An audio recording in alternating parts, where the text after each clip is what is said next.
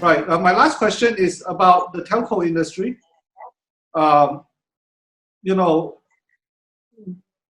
if I am 16-year-old right now, Mhm. and my dream is to work for a telco for no other reason than, it's cool to work for a company that distribute communications, mobile phones, so on and so forth.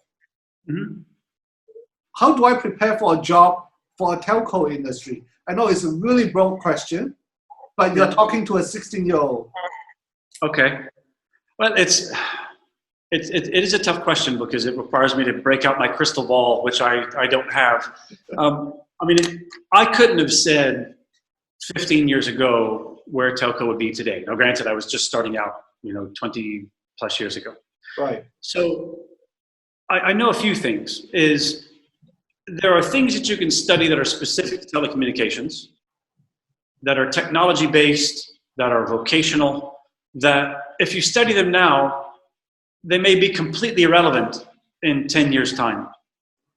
I mean, if you look at just the rate at which the technology has evolved since I started. I mean, when I started working, we had email, but the internet was not much of a thing. So it's changed drastically. We launched the first color handset, the BlackBerry, going from copper to fiber, and et cetera, et cetera. So it's changed huge. And I think one of the biggest changes that I've seen that we've tried to adapt as part of our strategy is telecommunications in its traditional sense was what they refer to as a dumb pipe. It was a pipe that they deliver stuff down, and most telcos don't care what's being delivered. It's just data. And then what happened was every business out there that found a way to monetize data make more money than we make. So the Netflix of the world, all the content that's being consumed that you're paying for, is agnostic to the pipe. So one of the things, the big shifts in telco right now is telecommunication companies are trying to look at ways that they can actually make revenue off of what goes through the pipe as opposed to just providing the pipe. Because over time, Content. the pipe is a commodity. It gets bigger, the dollars get smaller. So it's why we looked at things like media. It's why we look at fintech, Progresif Pay. It's why we look at events and ticketing. Some of those things are intended just to maintain relevance with our customer base. So, from a pure marketing perspective, DST customers, half of our Progresif Pay customers are DST customers. Well, guess what? They're using one of my products. So when it comes time to think about making a change, they think about us. And we're providing utility, and we're helping businesses grow, et cetera, et cetera. So, to say that there is a telco-specific path right now for learning that's not technical or not a vocation almost would be a bit tricky. But if you try to look at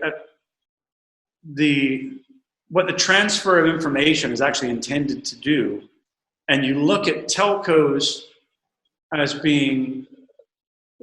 having to evolve and transform to adapt to that, it's almost a question of what is a telco going to be in the next 5 years, right?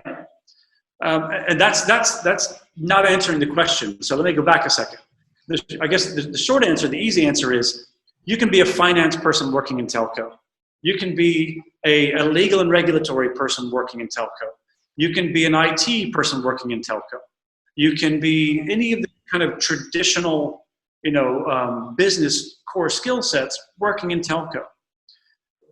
As far as the things that are going to gear you towards telco, that's where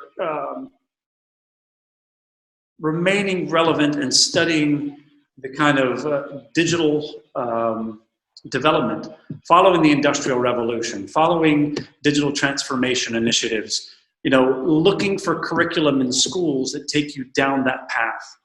That's the approach. So I won't say telco, I'll say digital studies, if that makes sense. Digital because studies. You don't need to understand the technology of how zeros and ones go down fiber versus copper to actually be involved in the industry and do very well with it. So even necessarily being as a core telecommunications provider, I'll give you one example as we just transitioned from being what they call a network operator, where we own the towers, we own the fiber, we run everything. So we have a lot of engineers that do a lot of engineering work.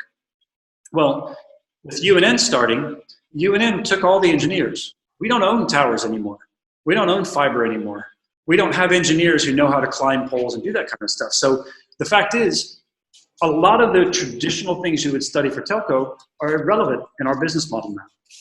A lot of the things that are coming in, like fintech and like media and entertainment and stuff like that, are going to be what's next. So you can always watch what Apple's doing and look for things that are going to take you down that path. Apple is on the verge, and Google's on the verge of becoming what a traditional telco is. So focus on digital, focus on technology. The degree to which you get overly technical versus going kind of the more business and marketing side, I think the business and marketing side will hedge you and prepare you better for whatever evolution takes place. I think if you get far too technical, then you may find that the industry moves on away from those technologies, and you'll constantly be fighting to keep up. But that's from a marketing perspective. Interesting.